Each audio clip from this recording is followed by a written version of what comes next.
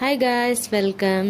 ಇಲ್ಲಿ ನೋಡಿ, ನಾವು ಇವತ್ತು ಮ್ಯಾಗಿ ರೆಸಿಪಿ ಮಾಡೋಕೆ ಹೋಗ್ತಾ ಇದ್ದೀವಿ. ನಾನು 4 ಪ್ಯಾಕೆಟ್ ಮ್ಯಾಗಿ ತೊಗೊಂಡಿದ್ದೀನಿ. ಆಮೇಲೆ ಇಲ್ಲಿ ನೋಡಿ, ಒಂದು ಕಡಾಯಿಯನ್ನು ಇಟ್ಟು ಅದರಲ್ಲಿ ಸ್ವಲ್ಪ ಎಣ್ಣೆ ಹಾಕಿ ಸಾಸಿವೆ ಹಾಕಿದ್ದೀನಿ. ಅದು ಸಿಡಿದ ನಂತರ ಈರುಳ್ಳಿ, ಆಮೇಲೆ ಹಸಿಮೆಣಸಿನ್ಕಾಯಿ, ಕರ್ಬೇವಿನ ಸೊಪ್ಪು ಈ ಮೂರನ್ನು ಹಾಕಿ ಚೆನ್ನಾಗಿ ಫ್ರೈ ಮಾಡಿದ್ದೀನಿ. ಇಲ್ಲಿ ನೋಡಿ, ಗೋಲ್ಡನ್ ಕಲರ್ ಬಂದ ಮೇಲೆ ನಾನು ಒಂದು ಟೊಮೆಟೊವನ್ನು ಕಟ್ ಮಾಡಿ ಇದಕ್ಕೆ ಹಾಕಿದ್ದೀನಿ.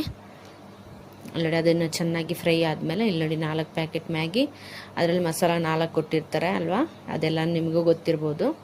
ಆಮೇಲೆ ನೋಡಿ, ಚಿಲ್ಲಿ ಪೌಡ್ರು, ಚಿಕನ್ ಮಸಾಲ, ರುಚಿಗೆ ತಕ್ಕಷ್ಟು ಉಪ್ಪು, ಸ್ವಲ್ಪ ಗರಂ ಮಸಾಲ, ಇವು 4 ಹಾಕಿ, ಆಮೇಲೆ ಮ್ಯಾಗಿ ಮಸಾಲ 4 ಕೊಟ್ಟಿರ್ತಾರೆ, ಅದರಲ್ಲಿ 2 ಹಾಕ್ತೀನಿ, 2 ಎತ್ತಿಡ್ತೀನಿ.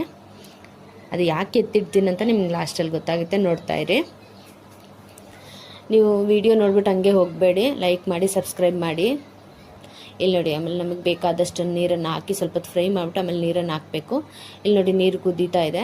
ಕುದಿಯೋ ಟೈಮಲ್ಲಿ 4 ಮ್ಯಾಗಿನೂ ಇದರಲ್ಲಿ ಹಾಕ್ತೀನಿ.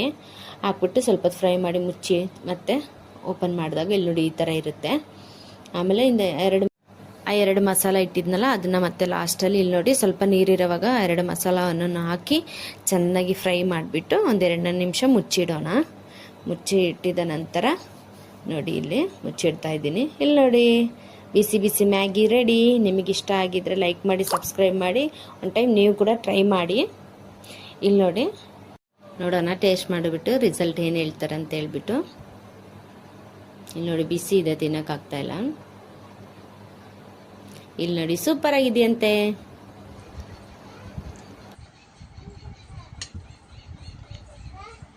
ಸೂಪರ್ ಆಗಿದೆ.